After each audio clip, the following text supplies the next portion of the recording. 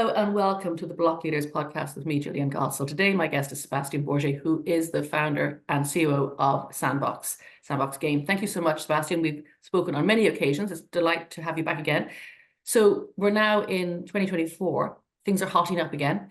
Can you tell me what's happening in the Sandbox as all things are getting new life, new creativity in the upcoming bull run? So what's changed over the last year?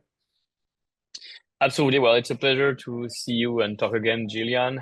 Like a lot of things have been happening in 2024 at the Sandbox. We just passed the 5.8 million users with a wallet on the platform, and recently a major milestone, which is the 1,000 experiences that are live on our map made by creators. So among our 27,000 landowners, we have enabled publishing a few months back last year, around end of November, and now like 1,000 games and experiences of all sorts built with a new version of the Game Maker 0.10 that we released recently as well are now live and playable, which really give a different flavor of what is a metaverse. Not just only open at during short period of time. It's not only about top brands in season, but it's a mixture between top brands in event and season and content that is constantly available to play, to explore, and that give you reward as you play through it from emerging creators, new talents.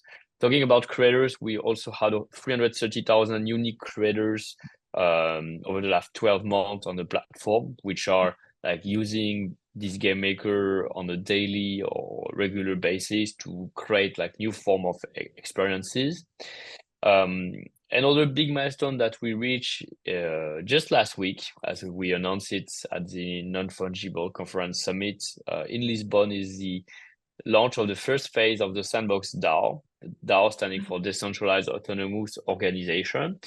So the idea is like now, like we have a separate foundation that has a 25 million Sand budget allocated annually, and the community of players, creators can vote actively through the sand they own and the land they own to define the future of the Sandbox. So the DAO has essentially three key missions. The first one is really to give more autonomy and freedom to the players and creators by allowing them to vote for the future priority on the development, the roadmap, the status of players based on the number of sand or land avatars that they own, the amount of reward, the mechanics of reward for the future event and season, among many other aspects. And that will contribute for them to define and how this platform that they are actually actively contributing and being stakeholder of will evolve in the future and become even a timeless platform that will hopefully live on forever. The DAO will also help to grow the overall Sand ecosystem, Sand being the utility token of our platform. It's a top 10 gaming token and a top 100 cryptocurrency around the world, according to CoinMarketCap. And we want to find like new utilities, new partnership where like Sand token can be utilized, whether it's other games and other game platform or various initiative, physical store, other merchant, and so on. And the community can vote and submit their own ideas and proposal about that. And the third is the growth of the Sandbox ecosystem, like through education initiative, through Metaverse for Good, supporting certain charities, various project that the community can submit and get and can be voted upon. We hope that will onboard new users and enlarge the reach that the Sandbox has beyond what it currently has. Wow, you kind of answered a lot of my questions there. A lot, including my last question were the plans for the DAO, because I know before when we spoke, when you were saying you were looking towards progressive decentralization, and that's part of the well, project. exactly. If you look at it, like it's always been our intention to be a decentralized virtual world. That's why we build the Sandbox upon using blockchain and Web3 technology. We first decentralized the economy by introducing the Sand token in August 2020 that enabled users basically to buy and sell on the marketplace, to mint and earn rewards based on that, and to have really the freedom of like cashing out on any of the global exchange And the exchange rate is not defined by us, but really by the laws of market. And they can cash it out or use it and dispense it at their own will. Like we're not here to block them in any way. So that was really the first way to step in. And now with this first phase of the DAO, anyone will be able to submit their own SIP, Sandbox Improvement Proposal, get it reviewed by our council of 5 members, and then reach to, if it's removed and deemed like it's complete following the template that we provide, they will the community of sand and landowners can actively vote on it to decide if they want to see that. We'll also have like full transparency on the budget. Like this DAO has 25 million sand a year, and on the website sandboxdao.com you can see how much is remaining for the year, how it's been allocated to the various buckets, and in full transparency as well, like what are the milestones delivered based on the product that's been accepted.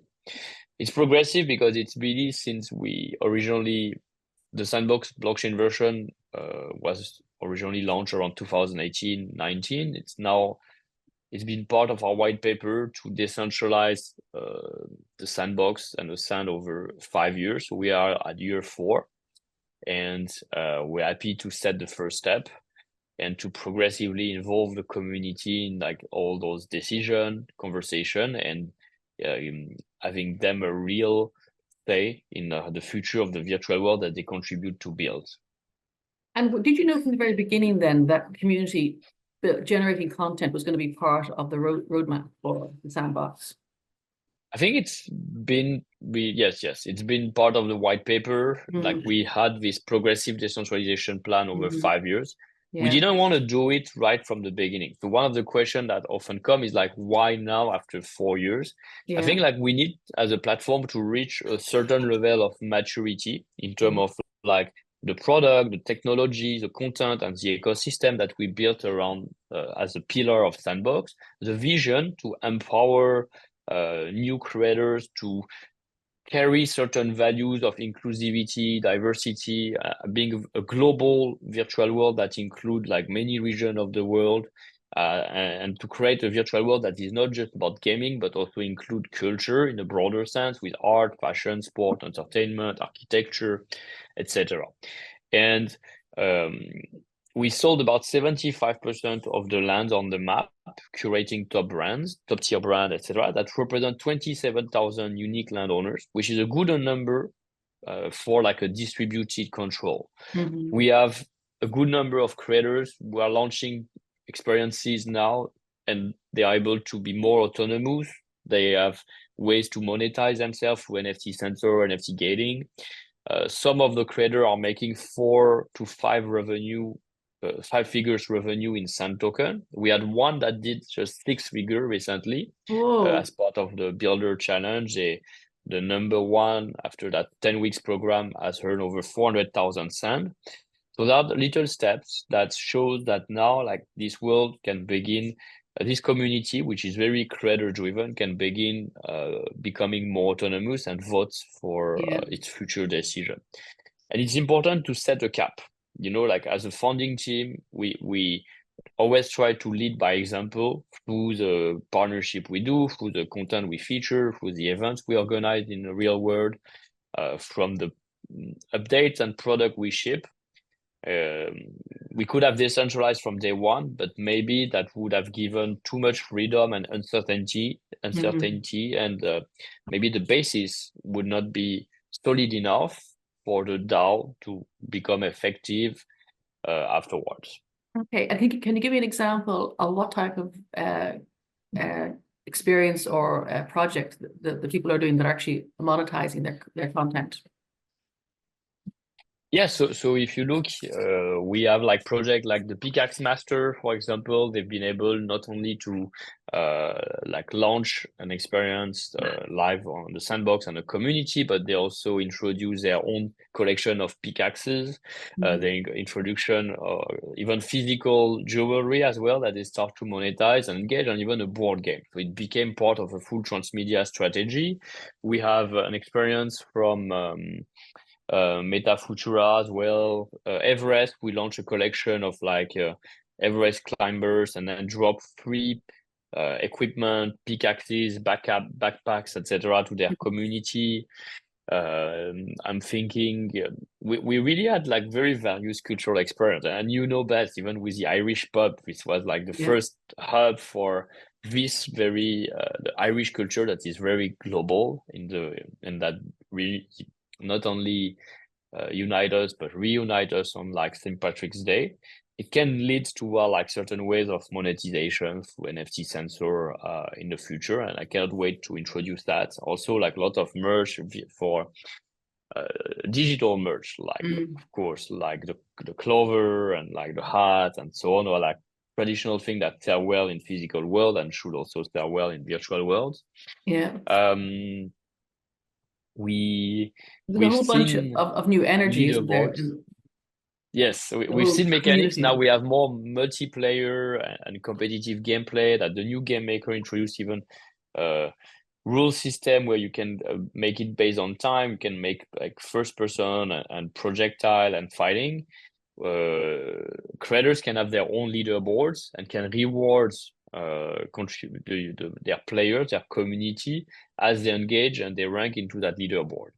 So some of those creators, one of them also is called Geekist, is running regular weekly streams and competition, and is redistributing a good percentage of his own rewards as prize to his community, which has launched a virtuous circle. And he's sharing all of that transparently over social media with the community, which allows also other creators to be inspired by him, follow his tutorial and guidelines, and hopefully be successful as well on the platform. Do you have any personal projects, or is the Sandbox in total your project? Yeah, I would say like I do have a lot of topics of interest. So beyond being the CEO and co-founder of Sandbox, I'm also the president of the Blockchain Game Alliance. I'm really trying to support the industry and the ecosystem as a whole. We have now over 600 members active in the BGA. I have 3 full-time team members to manage the community, the event, and communication. And we are looking to even expand it globally to support even more the members and pushing for like adoption of blockchain technology in the gaming industry as our main mission. I'm also involved in the Open Metaverse Alliance, the OMA3, which is like focus on like driving more interoperability and collaboration within like the metaverse space.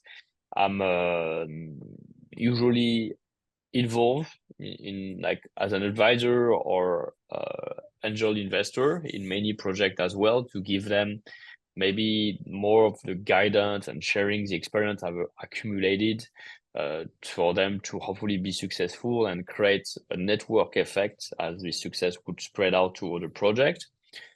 And well, that's already a lot. So A lot. That's keeping you busy. I'm already thinking of the next thing, but yes. Yeah. And so what are your predictions then for this coming year? So we're in the middle of 2024 now, things are hotting up. Do you have any predictions for what's coming down the line? Gamers, metaverses, what's happening? Well, I do believe that gaming will remain one of the main drivers for adoption of technology.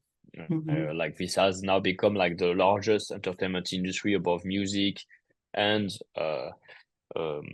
movie combined in terms of like total business. The overall there's 2.5 3 billion gamer, which means like there's still half of the world that can be converted into gamer. Not necessarily like the AAA hardcore console gaming, but different form of game like metaverse can offer, or casual games on smartphone can offer.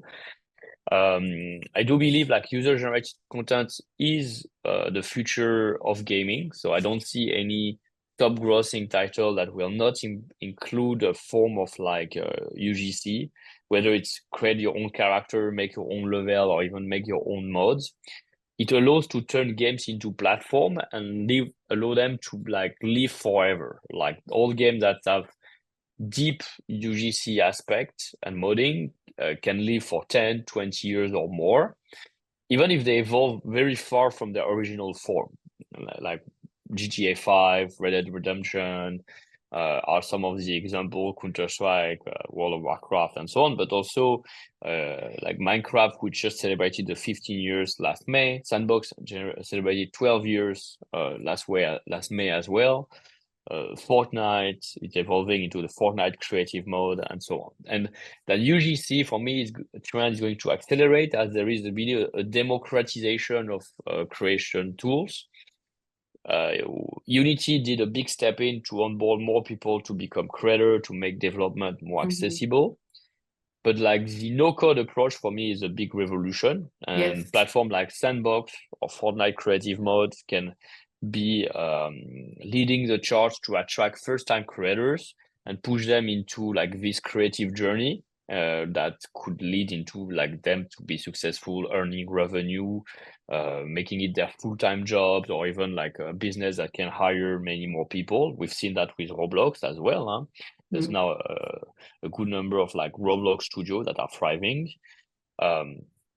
So it's all confirmed as a trend. Then I'm looking, of course, at it's been already 2 years that I've been looking into AI, into like Bitcoin ordinals and how Bitcoins can be more than just a store of value as a cryptocurrency, but now enable smart contract and do smarter things, could lead to make it evolve into like a store of culture, like Ethereum with the NFT first. We are seeing that with ordinals, with runes. It's really interesting. In the field of AI, I look not only at generative AI, but also like at the infrastructure, what we call DePIN, and like how behind like the resources that are needed for AI networks to AI application to run can be leveraged, meaning like GPUs, distributed network of GPUs, bandwidth, storage, and so on. All the question around data and like what is open data versus data that would be scrapped without the permission of the author and copied like right now. And that's why, in a nutshell, I also see blockchain can extend its utility toward AI, as it can really support like providing the provenance, the proof of authorship, and eventually additional information that can be leveraged from data on the generated outcome from this AI. Brilliant. So, and I love, so DePIN, AI, no code are some of the trends you're looking at that are going to significantly impact. That's a good, that's really cool. Short nutshell. Yes. Yeah, perfect. Thank you so much indeed. Lovely to chat with you again. It's great, as I say, the new energy in the sector is very, very exciting. So I'm looking forward to watching this space and seeing what more happens. Thank you very much for your time today, Sebastien. Absolutely. Thank you, and see you in the metaverse.